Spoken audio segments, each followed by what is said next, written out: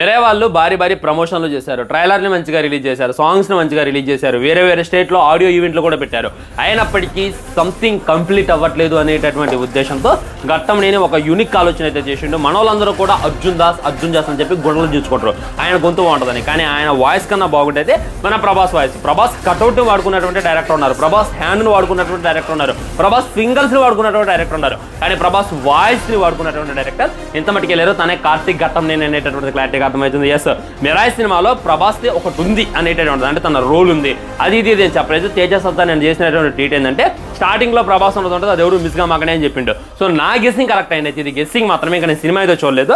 ఖచ్చితంగా ప్రభాస్ అన్న voice over ఉండొచ్చు అనేటటువంటి ఫీలింగ్ కలుగుతుంది. అటు ఇటుగా ఒక 2 నిమిషాల నుండి 3 నిమిషాలు ప్రభాస్ ఆ యొక్క ఏందనేటటువంటిది వివరిస్తాను అనమాట.